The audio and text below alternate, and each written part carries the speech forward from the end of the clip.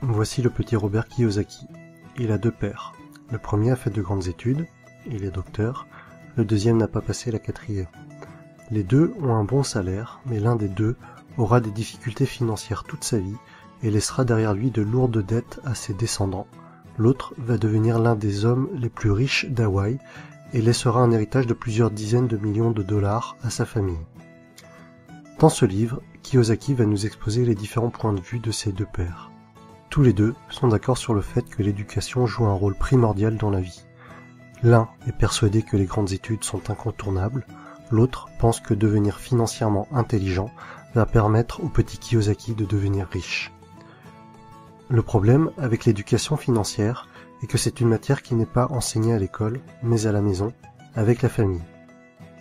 Malheureusement, la plupart du temps, les familles vont apprendre à leurs enfants à devenir pauvres. Ce n'est pas un manque d'amour pour leurs enfants, c'est juste qu'elles ne connaissent pas bien le sujet, et qu'elles ne maîtrisent pas bien les mécanismes de l'argent, et qu'elles ne lisent pas des livres tels que « Père riche, Père pauvre ». Si comme moi, vous n'avez pas de père riche, cherchez à apprendre auprès de ceux qui le sont, et investissez en vous. Lisez les livres de Robert Kiyosaki, Napoleon Hill, Warren Buffett et tant d'autres. En réalité, la recette pour devenir riche est plutôt facile. Pas besoin d'avoir fait de longues études de comptabilité pour comprendre le principe. Deux concepts simples à comprendre, actif et passif. Un actif, c'est quelque chose qui va vous mettre de l'argent dans votre poche. Un passif, c'est quelque chose qui va, au contraire, vous enlever de l'argent de votre poche. En analysant un peu, tout peut être un actif ou un passif. Si vous achetez une voiture, la plupart du temps, il va s'agir d'un passif. Vous allez perdre de l'argent avec, sa valeur va se déprécier. Mais si vous êtes un chauffeur de taxi, si vous êtes commercial, et que votre voiture améliore votre image et qu'elle facilite certaines de vos affaires, alors votre voiture pourra devenir un actif. Si vous possédez une maison, et que, avec les factures, les différentes taxes et travaux, cela vous fait perdre de l'argent, alors il s'agit d'un passif. En revanche, si vous louez votre maison et que cela vous fait gagner de l'argent, c'est un actif. Voici un schéma assez classique pour représenter les pauvres, classe moyenne et riches. Les pauvres vont seulement dépenser leur argent.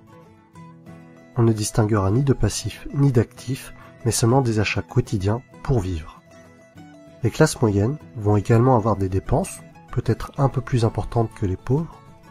En plus de cela, elles vont acheter des choses qui vont leur permettre de paraître riches, mais en réalité, elles achètent des passifs, maison, voiture. Beaucoup de ces personnes vont considérer leur habitation principale comme étant leur investissement le plus important. Mais le plus souvent, cela va leur coûter de l'argent et pas leur en rapporter. Les riches passent leur temps, leur énergie et leur argent à acheter des actifs. Plus ces actifs vont rapporter, plus ils vont acheter d'actifs. Et par effet boule de neige, les riches deviendront de plus en plus riches. Les pauvres et les classes moyennes n'évolueront pas ou peu. En fait, l'argent que vous gagnez au départ n'a pas beaucoup d'importance. Vous pouvez très bien gagner 10 000 € par mois et tout dépenser dans des futilités en menant un grand train de vie, grande maison, belle voiture, fêtes, alcool, et au final, il ne vous reste plus rien. À l'inverse, vous pouvez ne gagner que 1 500 € par mois aujourd'hui et réinvestir tout l'argent qui vous reste dans des actifs et devenir de plus en plus riche au fil du temps, jusqu'à peut-être même atteindre la liberté financière et ne plus avoir besoin de travailler. Voici quelques exemples d'actifs. L'immobilier, la bourse, un business ou quelque chose que vous avez créé, un livre que vous avez écrit, des tableaux que vous allez vendre.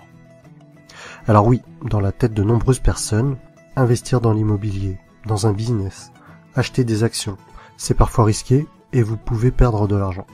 Par contre, ces personnes-là ne sont pas contre acheter une deuxième télévision à écran plat qui dans 2 ou 3 ans ne vaudra plus rien. Personnellement, je préfère perdre de l'argent en ayant essayé d'investir dans quelque chose qui peut potentiellement me rapporter de l'argent, plutôt que d'acheter une deuxième télé dont je n'ai pas l'utilité. Et au final, même si j'ai perdu de l'argent en ayant essayé d'acheter ou de produire un actif, les leçons reçues de mes échecs seront infiniment plus enrichissantes que de passer 3 heures par jour devant des programmes télé sans intérêt. En résumé, si vous voulez devenir riche, Soyez financièrement intelligent. Apprenez auprès des personnes qui sont devenues riches. Apprenez à limiter vos dépenses. Concentrez-vous sur les actifs, limitez les passifs.